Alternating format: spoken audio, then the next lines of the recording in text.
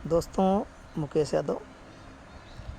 Network power की जगह अब मैं माइंड पावर कहना अच्छा समझूंगा, क्योंकि देखिए, कुछ करते करते हमें सीखने को भी मिलता है।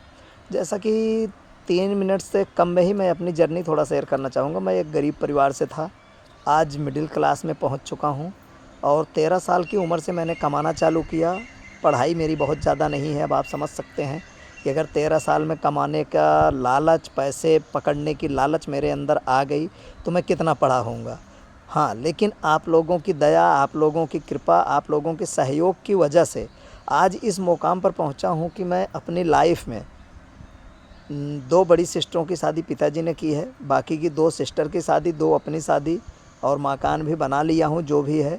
और गाड़ी घोड़े की जब जो जी चाहा है, जिस गाड़ी की शौक़, भाई मिडिल क्लास में जितनी शौक़ होती है उतनी लिमिट के अंदर ही वो पूरी किया हूँ।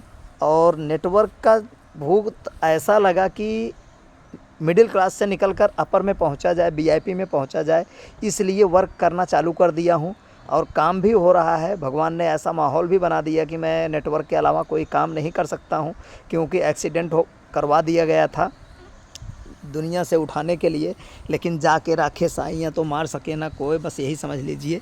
मेरी लाइफ में बहुत स्ट्रगल आया, बहुत दिक्कतें आई, बहुत परेशानियाँ आई, लेकिन आज मैं जिस मुकाम पर हूँ बहुत अच्छा हूँ।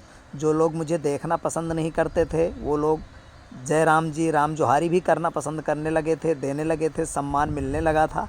और फिर बीच में अभी माइनस पल आया है कुछ, लेकिन मान के चलिए नवरात्रे बाद, नवरात्र से अपने हिंदू शास्त्रों में नया साल चालू होता है, तो नवरात्रे के बाद अपना नया साल चालू हो जाएगा। और 26, 27, 28 आते आते, जहाँ तक मेरी उम्मीद है, माता रानी की कृपा है, उनके छत्र छाया के नीचे बैठ के बोल रहा हूँ। इन्हीं से मैं सब कुछ मांगता हूँ, इन्हीं से कहता हूँ और इन्हीं की छत्र छाया में मैं बोल रहा हूँ। 2028 ख़त्म होते होते रिचेस्ट मैन में मैं आ जाऊँगा। ये मेरा अपने आप से मनोबल है और आप लोगों से दुआ है कि आप लोग भगवान से सहयोग मांगिए और अपने आप को मेरी तरह मोटिवेट करिए और अपने आप से काम करने के लिए हिम्मत बढ़ाइए।